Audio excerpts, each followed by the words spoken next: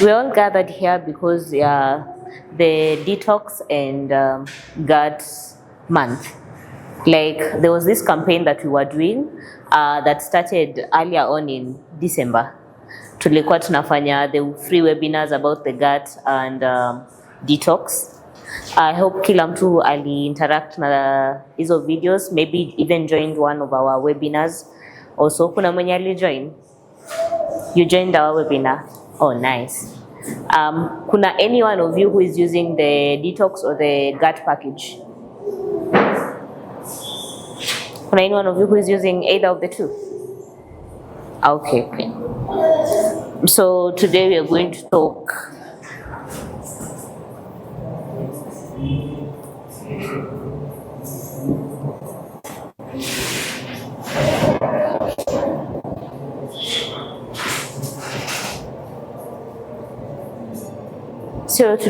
talk about the guts and detox plan.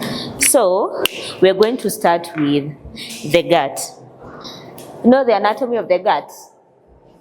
Kuna anyone of you mwenye anajua the okay, I'm more like a teacher. I will ask questions in between. So, kuna anyone of you who like knows the anatomy of the gut? You know the anatomy of the gut? Where does it start from? So there.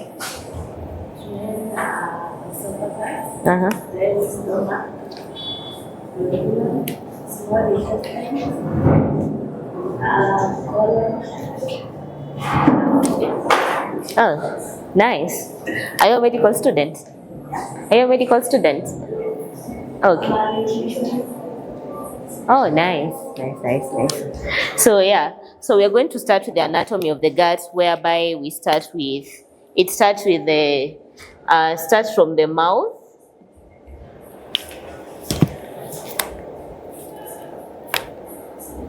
Okay.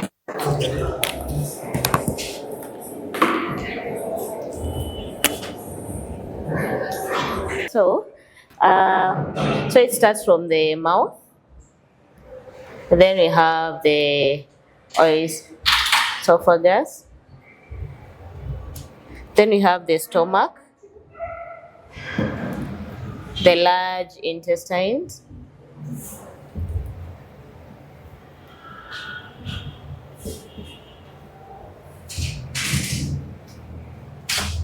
then you have the rectum,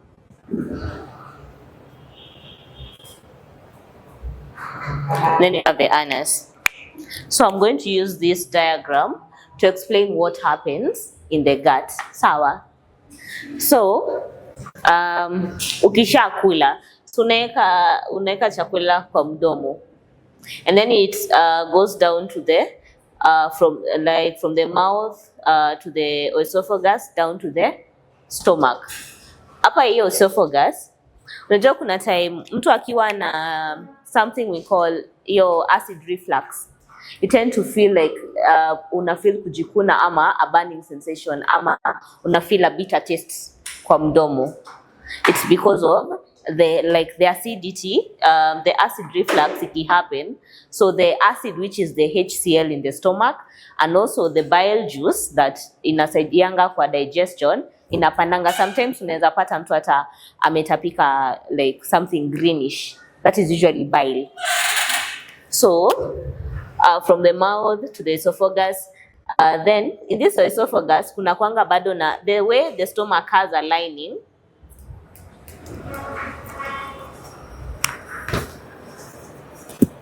The way the stomach has a lining, the esophagus also has a lining. Juu unaweza pata when you're getting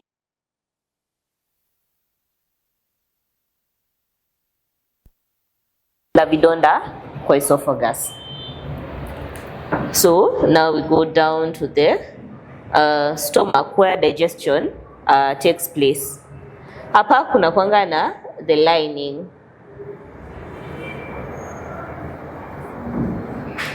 Hii lining ndo huwa inakuwa corroded and then unapata hizo ulcerations kwa tumbo, like because the lining imekuwa corroded, imeisha kabisa, so the stomach is usually bare. So unapata the acid inaanza kuchoma the walls za stomach. Ndio unapata hiyo corrosion causing ulceration kwa the stomach lining.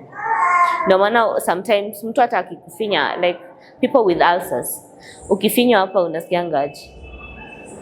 Ukifinywa around hapo juu ya tumbo unasikiangaje? Uchungu. Unasikia ni kama unafinya kitu inaingia ndani. Inakuanga because of like hizo vidonda. So here in the stomach kuna kuanga na hydrochloric acid which helps in digestion. So this hydrochloric acid, hata sahi unaona the way you are unameza mate, also bado tumbo tuma like the nervous system inafanya your brain ifikirie kuna chakula inaingia kwa tumbo. Still there is production of the HCl. Hata ukimeza mate, as of now, like ukimeza mate, as long as there is something going down your throat to your stomach, utapata the HCl is being produced. That is why when we give, I know there are so many people who have questions of something like cayenne. Mnasema ni pilipili. Ati nikikula nitafeel aje, nitaanza kuchomeka venye once take pilipili ingine una feel. But what does cayenne do? Most people have taken cayenne, and the main function of the cayenne in the stomach is to balance the pH of the stomach. The pH of the stomach is generally acidic juu ya the HCl. But what cayenne does, it balances the pH, isikuwe na overproduction, isikuwe more acidic than it usually is, because ata the microbes, none of the bacteria in the stomach, as long as the acidity, like acid production imekuwa mingi, utapata pia imemaliza hizo microbes hizo zenye ziko kwa stomach. Sawa. So also there is that because of the cayenne, though it has so many benefits apart from balancing the pH of the stomach. And then from the stomach zinaendanga wapi? Like chakula ikitoka, ikisha breakiwa down, ikisha fanyiwa the first process of digestion kwa stomach, inaendanga wapi next? Large intestines ama small intestines? Small intestine. Yeah, small intestines. Whereby hizi small intestines zinakuanga na villi zenye zinasaidianga kwa absorption of the nutrients into your bloodstream. And then now we go from the small intestine, we go to the large intestine, whereby like kwa large intestine, see a lot of digestion when it happen place there, or even absorption. Most of the time inakuanga the waste to be itolewe to the rectum and then to the anus itoke. Sawa. So kuna different types of let's say types of conditions zenye ziko kwa gut.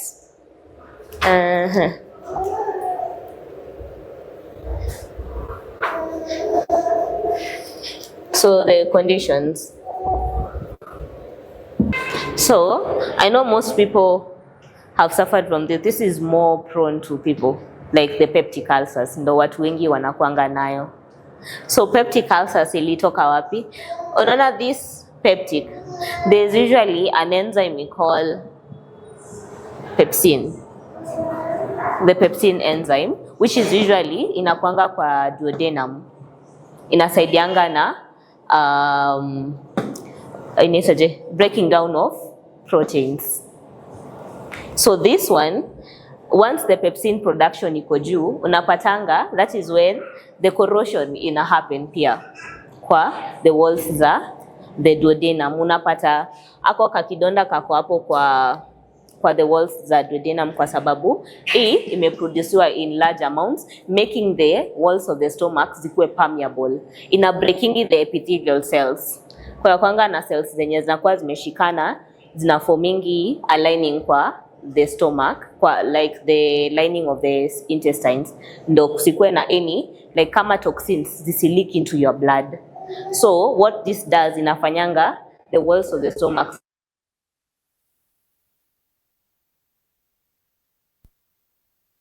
zikileak ndani ya damu, nini iwe na happen, unapatanga mtu anapata acute or chronic Inflammations.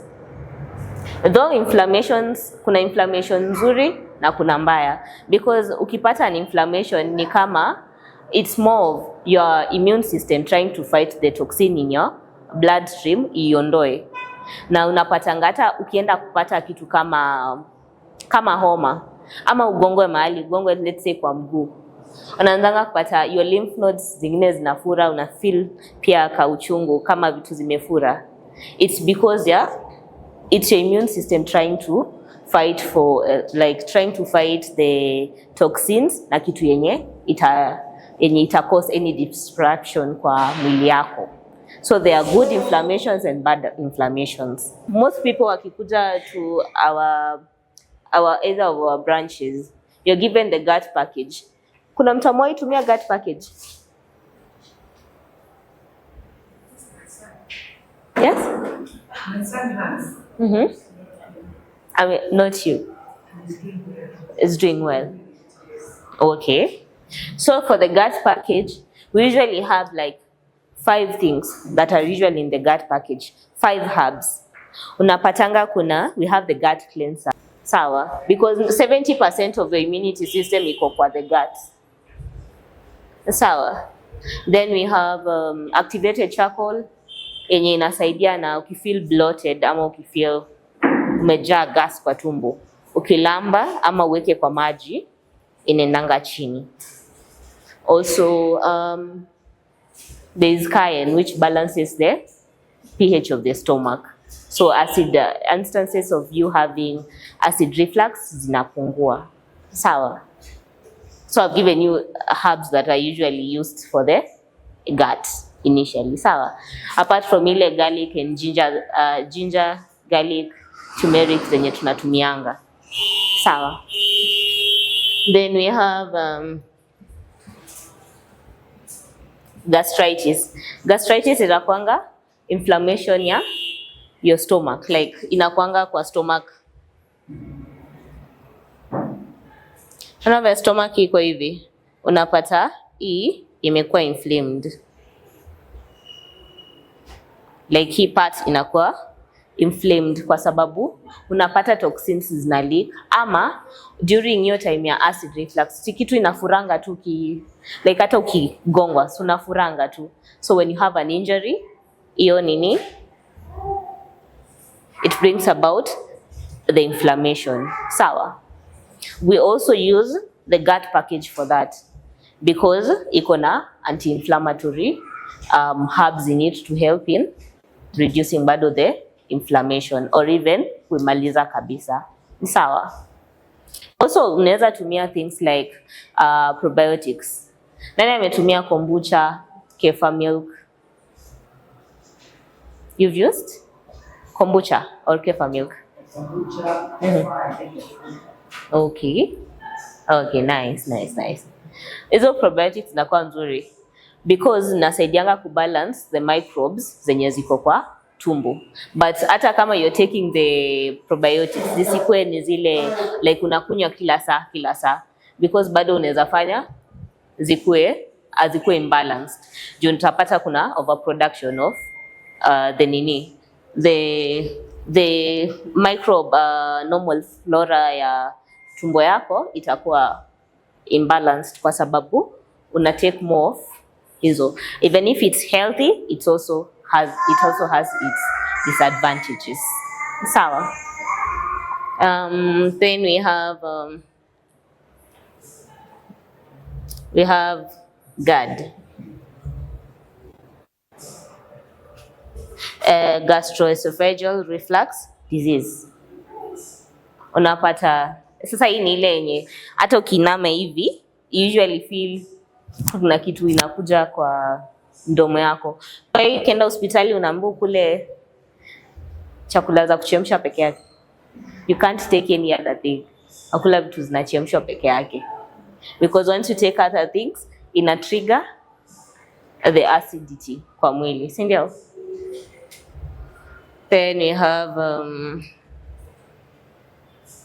have hernias. Hernias are generally inflammations. Unaweza kuwa na stomach hernia, unaweza kuwa na colon hernia, unaweza kuwa pia na esophageal hernia pia, because of it's generally an inflammation too, kama hizi zingine, kama hii arthritis, the hernia is usually an inflammation sometimes, or in the hospital most of them wanasema icorrectiwe surgically, but once you know how to manage it like at home using your diet, because everything yenye iko hapa, it all takes us to what we eat, our diet, which is our kitchen.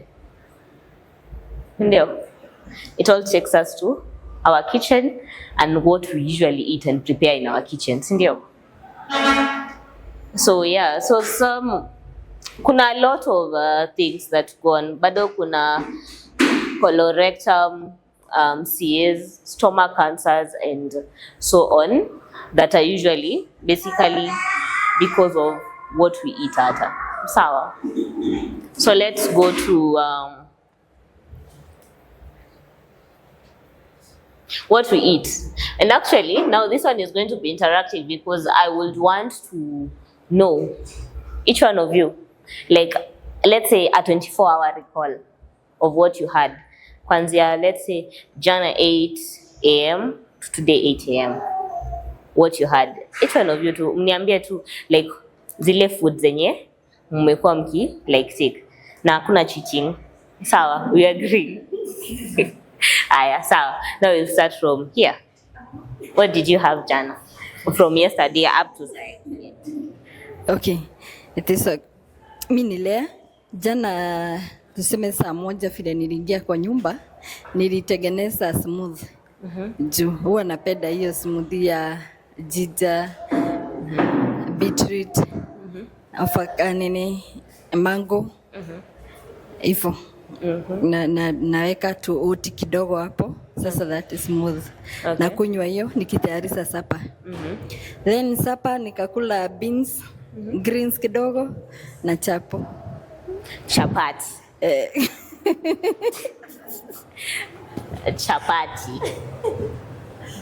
Aha. Sasa nikakaa chini tu maji tu juu nililala late. Okay. So nilikunywa tu just maji tu. Okay. Then morning naamka asubuhi napenda kukunywa maji nimechanganya na tuseme niliweka cinnamon, nikachamuza hivyo cinnamon na bay leaf na hivyo tu na rosemary. Okay. Then nakunywa hivyo. Okay. Sawa, nitarudi hapo. Shida yangu na wewe ni chapati. No. Morning. Seme jana asubuhi. Niliamka nikakunywa maji si moto na si, yani maji unaweza nyakunywa 1 liter. Alafu nikakunywa boabop. Nikakaa mpaka saa 7. Nikakula, ilikuwa mchele kidogo na dengu na boiled egg. Sikukula kitu ingine. Usiku nilikula tu carrots. Sikukula kitu ingine. Okay. Leo asubuhi umekula? Okay. Aya, ni sawa. You can give the next person. Yangu na wewe ni rice. Hello? Just the food. Yeah. What about the products? No, the food. The food without the products that we use. I'll talk about the food only. Yeah, the food. Okay. First thing in the morning, I take water. And then after 15 minutes, I take fruits. I take an apple, a few blueberries. Yes. And I take a pie. And then after that is when I take breakfast of, what do you call it? Guache. And boiled eggs, 2 boiled eggs. Okay. And tea with 2 teaspoons of sugar. And from there, I take water. I take a lot of water every time. And then I take my products. From there, when it comes to lunch, I take ndengu kamande. with what do you call, carrots, Okay. cucumber, and then with a bit of ugali, ile ya nini ya unga ya kusiaga. Ya kusiaga. Yes. Okay. From there, I take my meals at before 7. I take 2 pieces of chicken, and then I take cauliflower and broccoli. From there, before I sleep, I'll take maybe kitu kidogo ya yogurt, probiotic. Okay. Yeah. Okay, sawa. Hiyo chai ni ya maziwa? Mi weka kamaziwa these days. I never used to do it. These days I'm doing it. Okay, sawa. Sasa shida yangu na wewe ni maziwa na sukari. Positive data.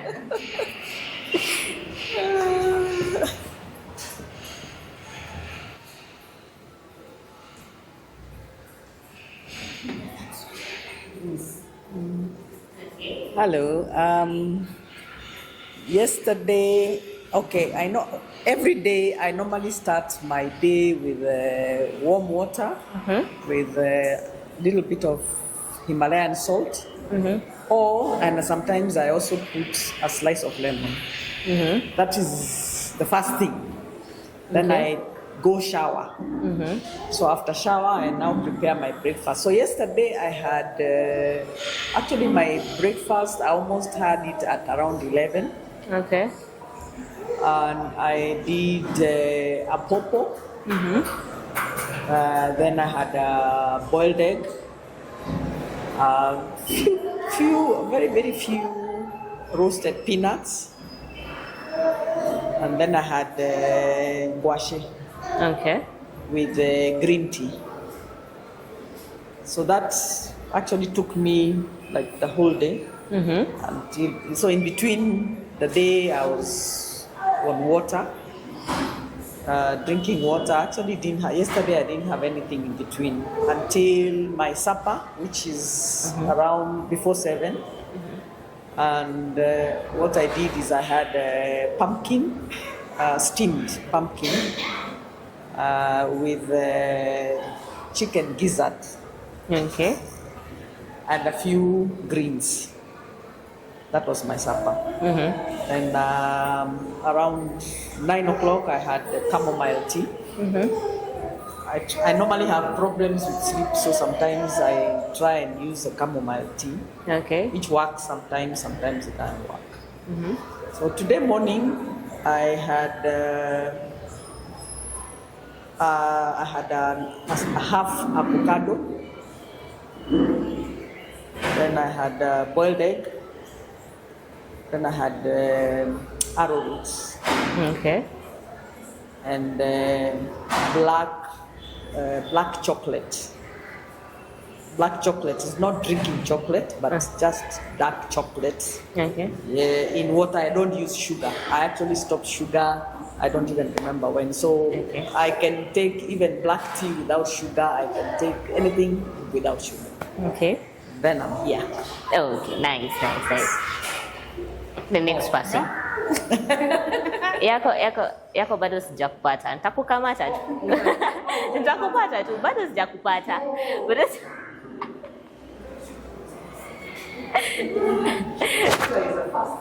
The thing I was so grateful to stop, because I used to have a lot of allergies. Okay.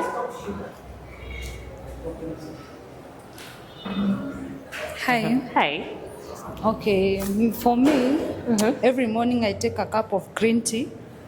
Then Sunday I take a heavy brunch of terere and 3 egg boiled eggs, 1 sausage and avocado. Sausage.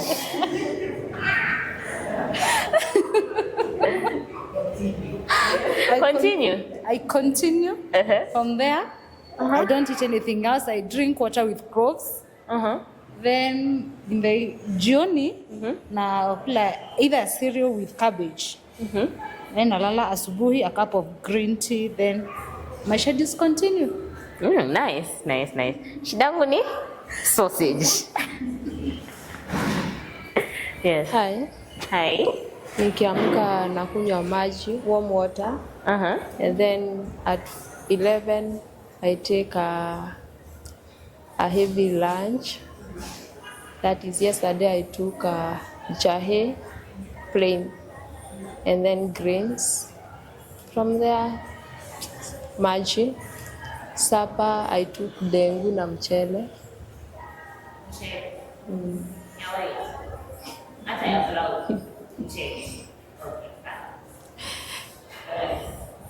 And inaendaga tu hivyo.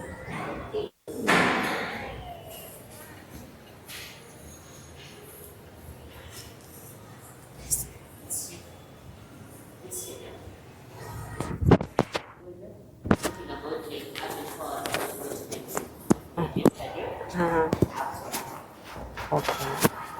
Actually, I'm a very poor feeder, let me say. And I'm very sorry to say. Okay, yesterday morning, I took roasted cassava. When I wake up at 5, I normally take warm water with a bit of salt.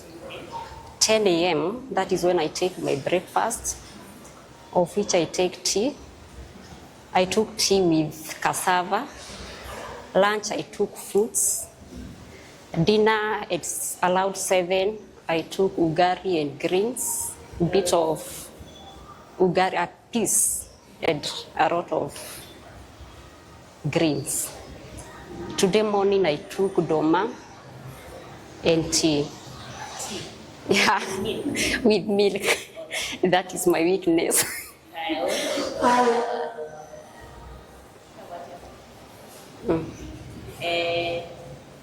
Ugali, is it ugali? Yeah. The ugali was which? Yeah, The other one. The other one.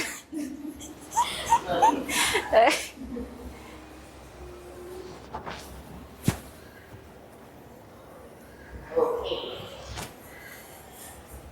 No, nutritionist. This is how you do. Okay. Good afternoon. Good afternoon. So my name is Mary. Jana ka breakfast kalikuwa herbal tea, sweetened with honey. Honey.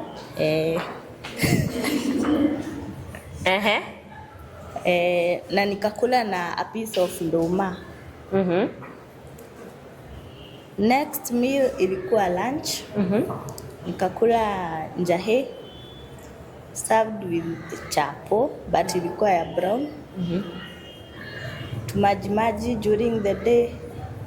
Nikapatana na ugali supper na greens na kanyama kando ya mbuzi. The following morning ni leo nimekunywa uji ya sorghum na nikasweeten na kaasali bado. So sijakula na kitu kingine. Okay. So shida yangu ni yako ni asali na chapati hata kama ni ya brown. Now we are here.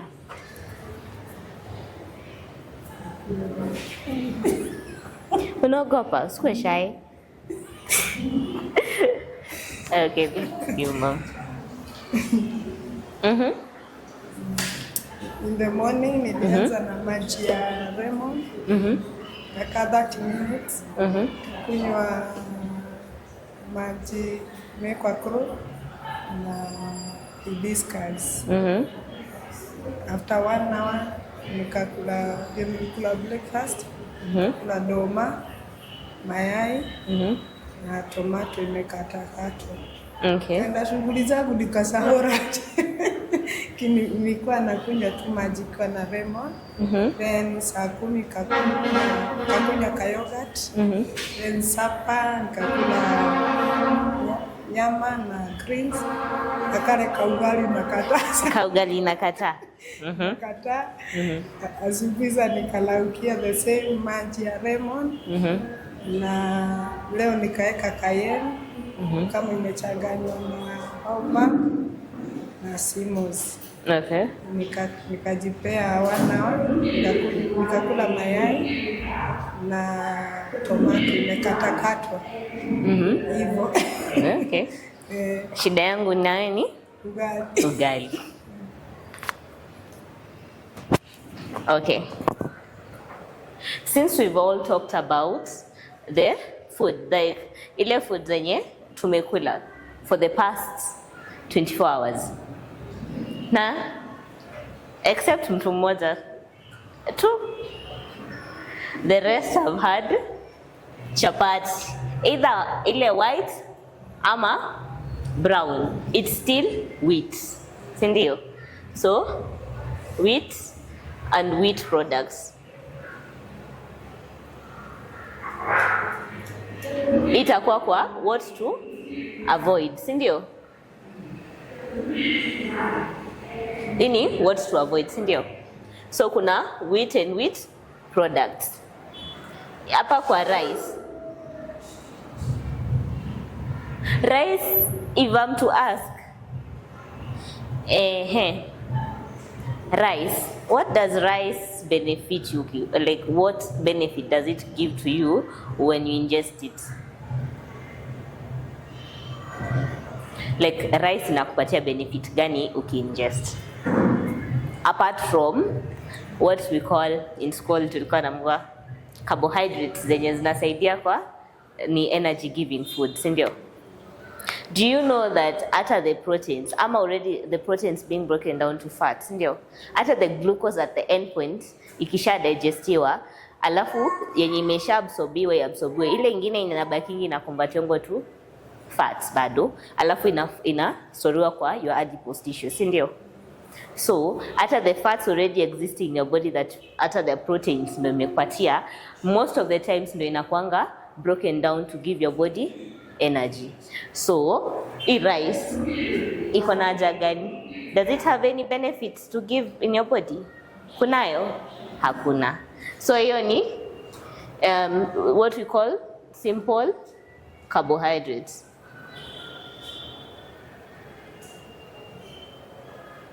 Hiyo simple carbohydrates, which basically there's nothing more. Ni kama unatafunanga, ukishatafuna hii hata digestion process na watu ni shwi ikishaabsorbiwa ni hivyo ishaisha. Ndio maana una feelingi umekula mchele, in the next few minutes, like hata 30 minutes or even less than 30 minutes ushaanza kuhisi njaa, ndio? So there is also that. Milk, kila mtu anapenda maziwa. Hata mimi kuna time nilikuwa naitwa kapaka, nilikuwa napenda maziwa sana. So kuna now the milk. You're welcome. Okay. So your milk, what does actually, like, ukiulizwa the benefits of milk apart from what we usually told, it's rich in calcium. Hata stinging nettle iko rich in calcium pia, si ndio? Hata iko more healthy because it's rich in calcium, and it also helps and benefits the body in other ways kama detoxification. It also gives you selenium, magnesium and so on, si ndio? So what does milk only give? Napata nini? Lactose. Na sometimes napata watu wengine wako lactose intolerant, right? So it actually doesn't benefit you unless it is fermented. Unless it is fermented. If it's not fermented, then maziwa kabisa, because also iko na inflammatory compounds. Inaweza bring about inflammations kwa mwili yako. Sawa? Juu unapatanga kuna wenye hata kuna mtu akiambu kama kwa kugain weight, unaweza ongeza nini ya mtu like kunywa maziwa sana, anaongeza weight pia, ndio? Because what does it do? It's an inflammatory food. So tutasema hapa hivi inflammatory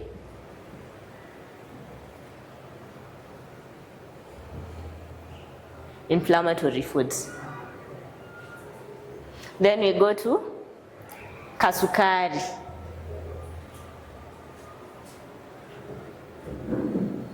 Two teaspoons za sukari. Ni kadogo. Haijaja. Excuse me, haijaja juu.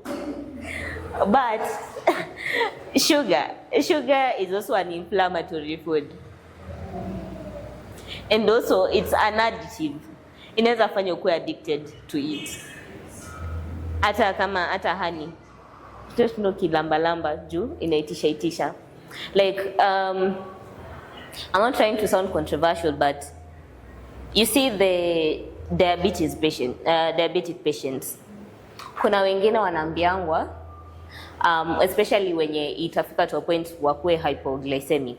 Wanaambiangwa wabebe sweet kwa mfuko ama aninika sukari. Which is what the only thing sukari itafanya itatrigger insulin production, si ndio? Which mbona unataka kutrigger mwili yako iproduce so much insulin? At some point ikiproduce so much insulin and it's not being utilized in the body, what will it cause? Insulin resistance. The same ukinywa antibiotics ukifika 2 days umechana nayo umalizi.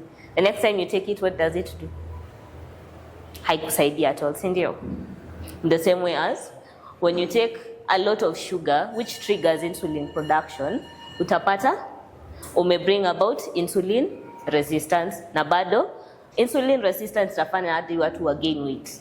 Napata una gain weight ama umekuwa puffy. Like ama unapata ile visceral fat. Unapata uko na visceral fat ama unapata tu uko tu asubuhi unaamka ukijiangalia kwa kioo unaona uso imefura, but ukiosha after some time inapunguza the puffiness. It's meant to be because of insulin resistance.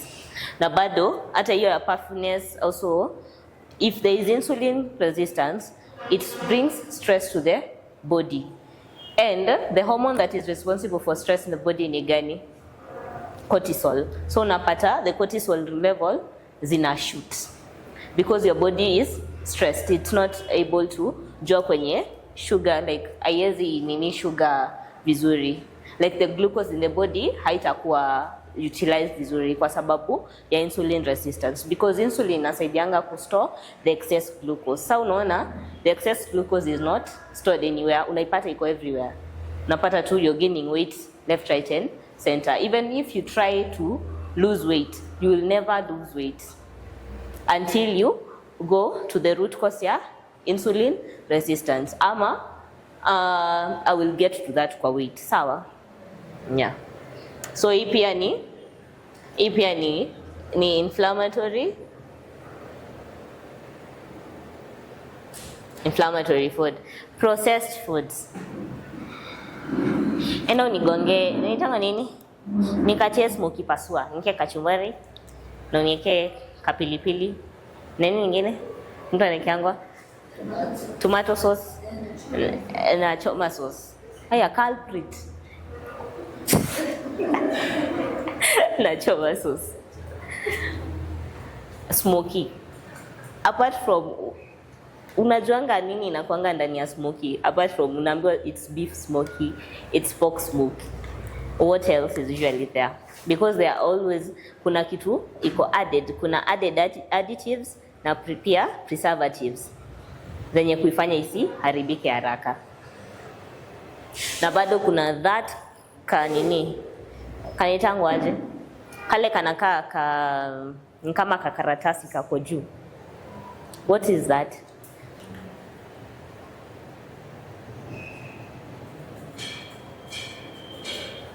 Jusi kama yenye tunatengenezanga nyumbani, ile mutura ile mkichinja mbuzi mneka kwa the intestines. That is not that. It's something that was actually nitafuatwa nikisema hiyo sasa. So it's something we call kuna kwangana, it's MSG.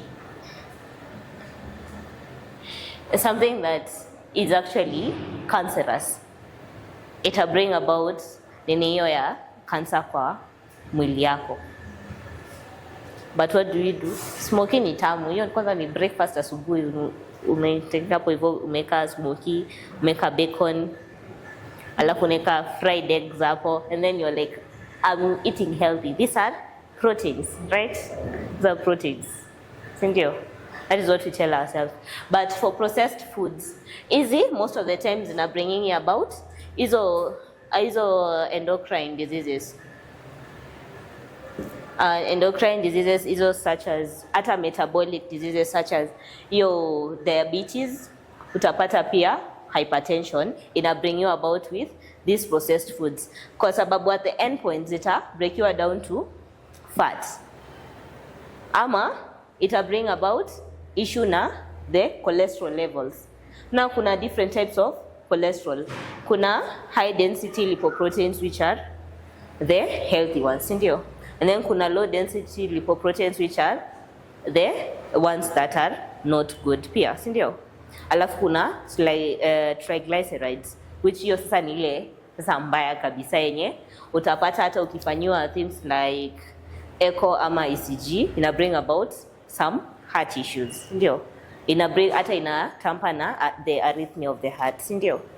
So napata these ones are very hizo smoky bacon, sausages, shita wacha hizo zingine nini zingine. What other processed foods do you know about? Yeah, meat pies. Na bado zile za ham, right? Yeah, hizo all processed foods will bring about hizo diseases. Also pizzas. Pizza kwanza iko na wheat, hiyo cheese ya juu again. What else is usually there? Na hizo sasa nyama, yes, ni nyama iko sawa, but sasa the rest unaona the foundation of it ni the sauces and the wheat, hiyo kidogo, si ndio? And then ugali, staple food of, it's our staple food, si ndio? Most people, lakini it's our staple food. But people kitambo walikuwa wanafanya nini? Walikuwa wanakimbilia ile unga ya supermarket. What did they used to do? I mean, I remember my mom used to send me, enda kwa kisiagi, anakuwekea kamkebe, amekuwekea hapo, anakwambia enda kwa kisiagi usagiwe na wasitoe hiyo nini ya juu, si ndio? Which was very healthy because iko very rich in fiber, si ndio? Juu hata ukikula, even if you're taking ugali, even if it's fat, hiyo ya yenye itawatia hiyo ya utarimo konyore itivo hiyo sasa ugali sasa, even if you're taking it, you need to take it in small portions because it's still a carbohydrate, ndio. So hata ukikula with the ability yake ya kuwa very high in fiber, utafeel umeshiba hata ukikula kadogo, si ndio? Na itakaa kwa tumbo, which will help bado na hiyo glucose absorption itakuwa polepole kwa inaabsorbiwa kwa damu polepole, it will spike at ukue hyperglycemic, si ndio? Yeah. And then now we go to honey. Honey, 90% of it ni sukari tu, si ndio? Sometimes in school we were told that mtu asipokunywa asikule nini saje, asiake ile sukari yenyewe, si ndio? Unaambiwa ati honey iko na low glycemic index, ndio? Even if it has a low glycemic index, it also has it's always your glycemic index bado iko, ndio? Na the fact that honey unaweza ilamba alafu digestive inaenda to direct into your bloodstream, si ndio? So also honey is not good. It's also an inflammatory food, and it will also bring about insulin resistance, si ndio? So what have we learned? You're not supposed to take wheat and wheat products. Avoid them totally. Avoid mkate, hata kama niyo mnaambia mkate ya brown. Achana na mkate, wheat is still wheat. Then simple carbohydrates. Like toa carbohydrates kabisa if possible. Even if you're not to take like, hata kama utatake like the simple carbohydrates, we also have an option of the complex ones. Kama hizo akina ndoma, akina ngwashe, akina ndoma, ngwashe, cassava, hizo arrowroot and everything, right? Hizo ziko very rich in fiber and also ziko na carbohydrates. Ndio zitakupatia bado energy na bado ziko rich in fiber. But at the same time, when you're taking them, you need to take them cautiously. Like unakula like a quarter or half of it. Usikule yote mzima again. Sawa. Usikule yote mzima again, si ndio? Okay, our daktari is here. Let's welcome tumpigie makofi. You're welcome. So I was just talking about the foods that they need to avoid. Earlier I had taken a 24-hour recall of each and every person told me what they had taken 24 hours ago. Now we got the cards. The product has been swaying. It is what it is. So I'm just taking them through of what they should avoid and also what they should be taking. Yeah. So yeah, let's continue. So ilikuwa wheat and meat products for the simple carbohydrates tutumie the complex one. Na kama tunakula the complex ones zikuwe aje? Tukule kidogo. Because they are still carbohydrates, ziko na starch bado, si ndio? Tea, kuna herbal tea, kuna lemongrass, kuna hibiscus, kuna also cayenne, you can use it as a tea bado. Kuna so many teas zenye tunaweza tumia to replace these, which are going to be healthy because ziko na antioxidants, ziko na something to detoxify your body and so on, si ndio? Unaona zinakupatia zinakupatia healthy benefits instead of taking something from you or bringing something foreign in your body, right? Yeah. Then processed foods, sugar. Acha tuna sukari. Like ukiona tu sukari, run away. Ukiona tu sukari, una run. Si ndio? So you've agreed, ukiona sukari unafanya nini? Unakimbia. Achana na sukari kabisa because it has no benefit kwa mwili yako. It will bring about so many things. Iso insulin resistance, gaining weight left, right and center that you do not want. And also diabetes and other things. Na unajua kupata diabetes inafuatananga hivi na pressure. Kupata hii ingine ya changu mbali, si ndio? And then processed foods. Hata kama tunapenda sausage na smoky na bacon, tuachane tu nazo. Because unaona utapenda hiyo, at the end utaanza kimbia hospitali, uko na different types of, ndio hiyo uko na endocrine issues, hizo akina diabetes, pressure, uko na shida pia na uko na cancer pia, because ni inflammatory food, si ndio? So tuachane na hizo kabisa. Ugali. Tunafika kwa ugali. Kwa ugali tumeagree we are using which flour? Ile ya kisiagi yenye jatolewa, hiyo ni ya juu, si ndio? Which is rich in fiber, na bado hata kama unakula hiyo yenye iko rich in fiber, hiyo yenye jatolewa, hiyo ni ya juu, unafaa kukula kidogo sana, si mingi, kidogo sana, and if possible achana na carbs kabisa. Yes. Hata ya wimbi pia iko rich in fiber, but lakini unafaa kukula kidogo because still iko na the carbohydrates, the starch part, ndio itakonvertiwa bado to glucose, na ndio glucose tunataka kupunguza kwa mwili, si ndio? Then honey. Daniel?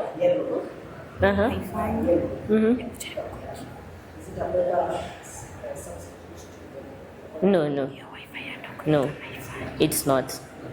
Let's just stick to hiyo ya kisiagi. Sawa. Honey.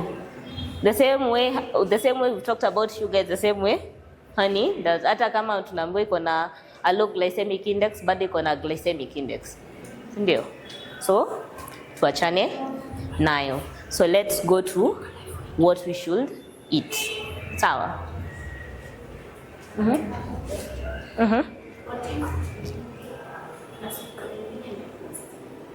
Inaitwa stevia.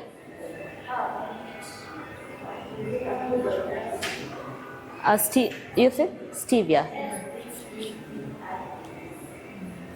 Doc, do you have many of stevia? It's a sweetener and it's a herb. And stevia. Better cinnamon. Okay. So, bado Doc is saying yes, it's there, but you better like use something like cinnamon. Cinnamon iko actually hata ukiweka kwa hibiscus, kuna venye unasikia ni kama sukari umeadd kwa hibiscus, right? Ama kwa anything. Ama hata ukiweka ikuwa peke yake unasikia ni kama iko na kaskari. Ndio. So let's just use something like cinnamon. Yes.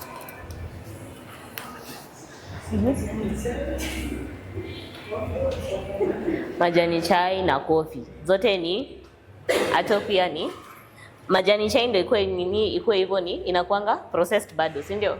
Au kenye waneka ndani bado nicotine na hizo vitu zote, si ndio? So pia majani chai hata coffee, hata kama unataka stay alert, the other things to make you alert, kuna shilajit. Unaweza tumia shilajit to make you alert, una concentrate more because that is the same, itafanya the same thing as what coffee is doing, si ndio?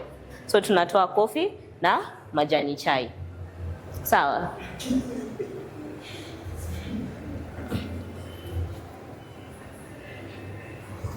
Kuna any question up to there ingine apart from yenye nimejibu in between? Kuna any other question? You're like this. Do you have a question? I was wondering, when I wake up in the morning, when I take the water with that salt, I do exercises, a few exercises before I take my breakfast. So I was like, sasa bado nafanya exercise na hapa panaendelea tu kukua. Ndio maana nasema everything ina revolve around Sugar. your diet. Kenye tu na what you're ingesting, what you're feeding your body is what inaonekana kwa nini. Hata let's say ingest a lot of sugar, napata wengine wameanza kupata ile acne. Napata mtu ako na pimples tu. Na ukiangalia vizuri hana any other allergies. Unapata kichunguza tu vizuri ni hiyo. Ama sweet tooth, nendea keki ndio nimekula, sukari ndio nimeeka, honey, kila kitu. Vitu sweet. So hizo tuachane nazo kabisa. Thank you. Yeah. So what we should eat.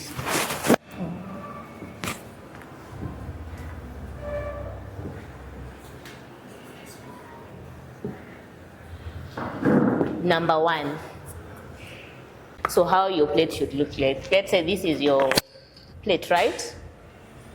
This is your plate, ndio? So half of it, which is non-negotiable, it should be vegetables. At least it's all green leafy vegetables. Sawa. And then equal complex carbs. Like carbs kwa sahani yako ikwe kadogo kabisa. Sawa. So for proteins and vegetables, if you're asking kama uta nini, hata unaona venye unasema ku lose weight, you can always ongeza the portioning ya proteins. Ongeze portioning ya proteins instead of kurudisha carbohydrates kwa mwili yako, because unaona kwa proteins, as we said, if your body is deprived of the carbohydrates, what it does ina break down the already existing fats zenye ziko kwa mwili to give you energy, which we call a keto diet. Sawa. So unapata the proteins that you're ingesting, hiyo ndo ita replace what ina breakiwa down. So instances zako za ku lose weight, hata kama uta lose weight, hauta lose weight ile ati graph ilikuwa hivi imeshoot once, itakuwa ile kidogo kidogo, ile yenye haiko visible. Na bado even if you want to lose weight, bado the proteins that you are taking zita replace kujenga hiyo muscle mass yenye una lose, itairudisha. Sawa. So there's the protein, vegetables and complex carb. Hapa unaweza chagua zikuwe hizi. Zikuwe hii kama ndengu, kama ndenja, and beans. Hizo yes ni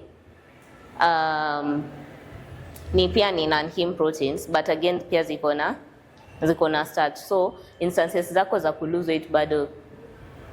Sita njahe, watu kula njahe wana gain weight ndio? Sawa. So this is how your plate should look like.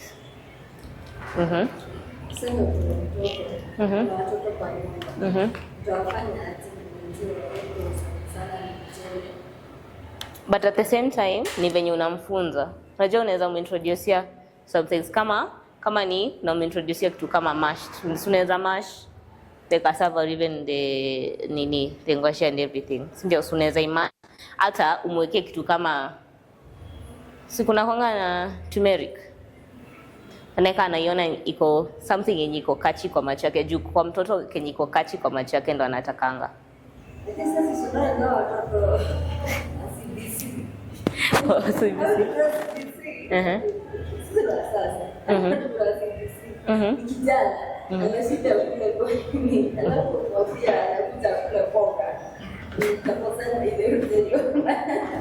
But unaweza mpatia, unaona hizi venye nasema hizi complex, hizi carbs, sijasema ati like utoe nini kabisa. Unaweza mpatia the complex, something that is rich in fiber. Si kitu ati atakula dakika 2 na venye ameruka kutoka hapa hadi pale asha ahisi njaa.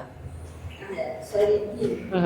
Okay, kwa unapenda kuwapa hii maziwa na grate ile chini low. Kwa maziwa? Ni mbaya maziwa. As long as maziwa is there, it's bad. As long as milk is involved, it's bad. Sawa. So hata ili watengenezee dawa, something that will help in boosting the immunity instead of something that will lower the immunity, especially for kids. Because wao wako prone to diseases. Aende cheze huko, anaweza pata homa, anaweza ambukizwa kitu kingine, ama akule kitu anze kuendesha or something. So what we need to do for the kids is boost the immunity. Sawa. And what boosts the immunity sana? Vegetables. Sawa. Yes.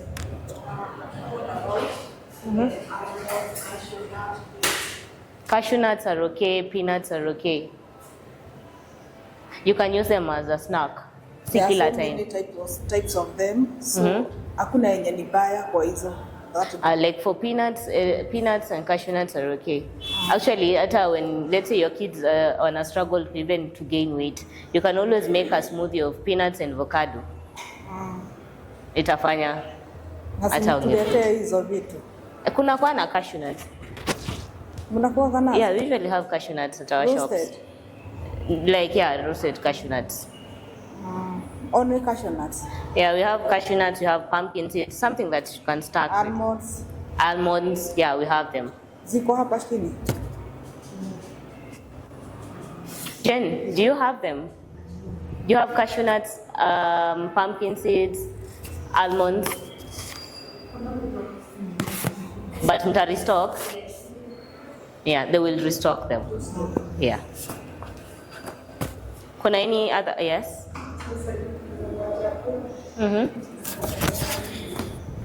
Best cooking oil: beef tallow. Hata kama inafanyanga chakula unasikia hapana, sipendelei hiyo hata the smell ama the taste. Beef tallow is actually the best, and we have it hata in our shops. We have the beef tallow. There's the beef tallow. Also, there's olive oil, but olive oil don't cook with it. You can just sprinkle it kwa salad yako. juu, usi heat. Sawa. One meal a day. Ikienda sana 2 meals a day. Na hiyo 2 meals a day, ujue one should be a heavy meal, the other one should be lighter. Sawa. Na the lighter one ina recommendwa you take it jioni. Ujue mwili yako utalala, hakuna energy unahitaji. Because unajua ukikula na hakuna kitu hakuna, like the energy is not being used. What it will just itafanywa nini? Itakonvertiwa to the fats. Sawa.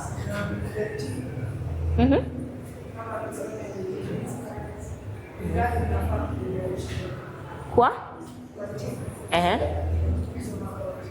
Like you can choose the time. Herbal tea like haina a time ya tea.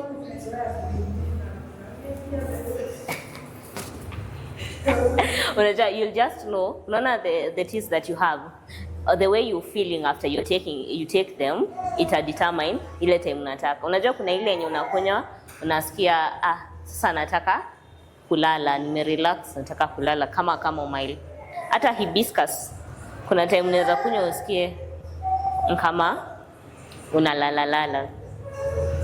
And for hibiscus, as you're taking it, be cautious, because hibiscus kama hauna, let's say something like high blood pressure, ukikunywa ikuwa peke yake itafanya iende chini kabisa, ita lower your pressure iende chini, ikuwe hypo. So what you should do, even if you're taking the hibiscus, add something like cinnamon to it. Sawa, itasaidia ikuwe balance, itafanya ikuwe low. Sawa. What about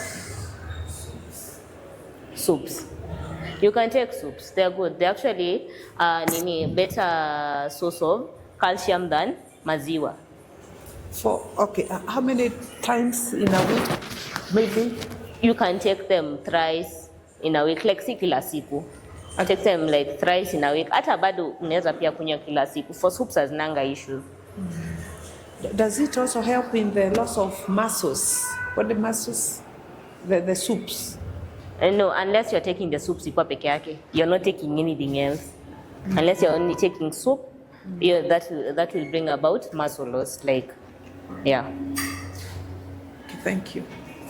I know of somebody akikula these greens a lot of, anakuwa na loose stool, very loose, so ana avoid greens. Hata ukimwekea kama ni greens ikue kidogo, because akikula mingi, like now you're saying half the plate, hiyo sasa atasema hapana, hawezi kula. So what would be the issue there? You lose stool. Yeah. Inaweza kuwa because of maybe the fibers, because unajua once you take the semaje, ukiwa na constipation naambiango ukule easy sana to give you the fiber. Inaweza kuwa the fiber content ndio inakuwa mingi kwa nini yake, his or her body is not able to the body is not able to accept. Yes. So for that kind of a person, is there a remedy for it? Because now then it means we will break your rule. Yeah, for this one yake for him or her, we can reduce the yeah. But it has to be less like the proteins. Okay. Beef taro. What about those people, those who have got food allergies, like maybe proteins? What are they supposed to use? There's ghee. There's also ghee. It's good. Because for me, I have got protein allergies. I can't touch meat. Yeah, you can always use the ghee. Okay. Okay. Na also pia wewe sasa vegetarian. But actually sometimes, like after some time, the job in your weight and sense, you can always try and introduce more warning, like how it will react. I think I have tried na drop, tuseme sitakula nyama na kaa, sitakunywa maziwa na kaa, but still that thing is Yeah.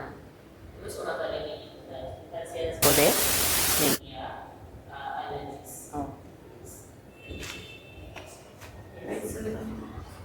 Another place I was told that now we are approaching the Easter season. And we just left December the other day. Yes.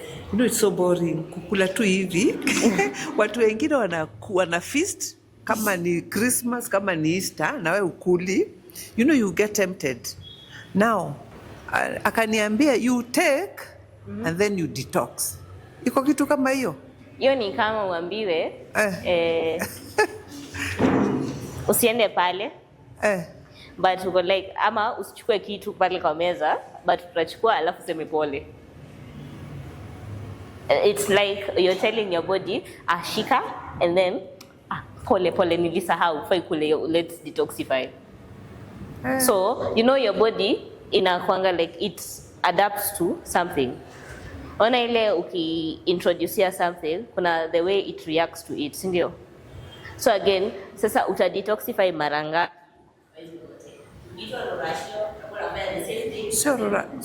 Mwalimu sio rorashio. Sana ni unajua afadhali tunasema tu kweli ndio utusaidie.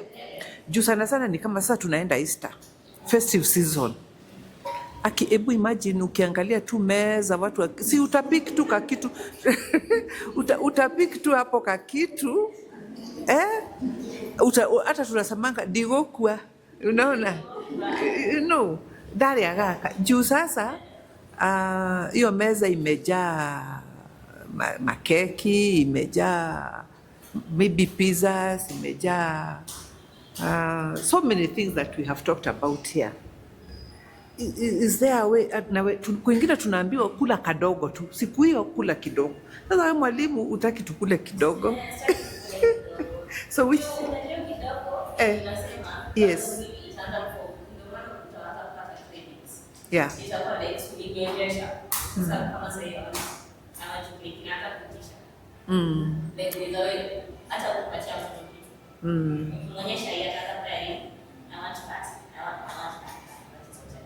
So what you're telling us is forever that hakuna hata tukilive health siku moja unataka tuonje.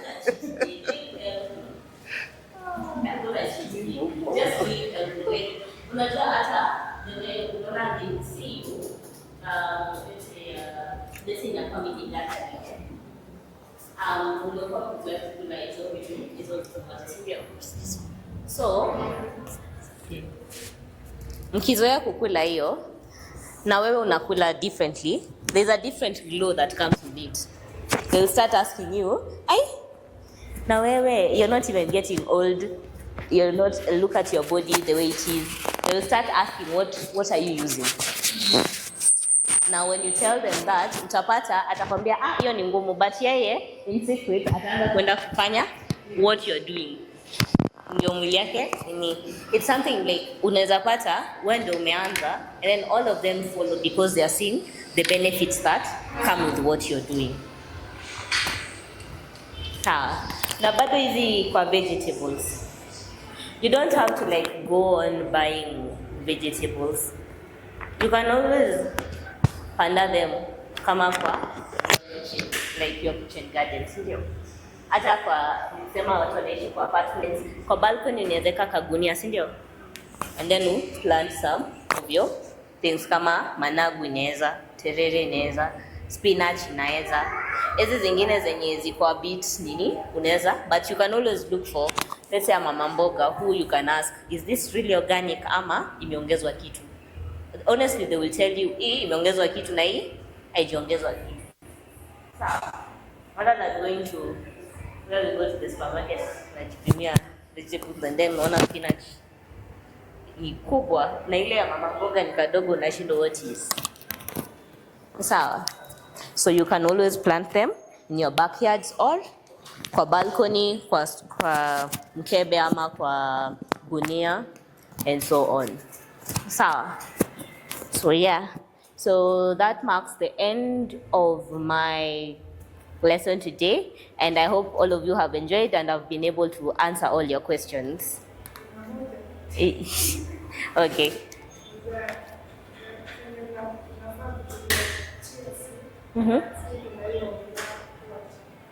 Black seed oil. Black seed seeds. Unafaa kuzisoak. You are supposed to soak na the time you are supposed to take. Like chia seeds unawezeka kwa water bottle yako. You can use it any time of the day. You can even carry it around with you. Unafaa kuosha. Unataka kuiweka hivyo tu? No, osha alafu isoak. Sawa. So, kuna any other question before I take my seat and invite Daktari? I hope I have satisfied my answers have satisfied your questions and everything. Yes. Hii press tumechora inategemea na age. Age? No. No. Hata mtoto unaweza mwekea, but si mtoto ule wa 2 years. Wale wazee 5 years and above. Wale wengine unajua wale wadogo you're introducing. So unafaa kuwekea kitu nini kama wale wenye una introduce, don't like, unajua kuna mwenye kama wewe unaweza add ndengu na njahe ukule pamoja, but ukiwekea mtoto ndengu na njahe yeye anaweza shindwa process, unapata anaanza kupata allergies na you do not know ni njahe ama ni ndengu ama imemharibikia. So 5 years and above, after 5 years the immune system is at least inakuanga at par, so unaweza muintroduce anything and you'll be able to know. Sawa.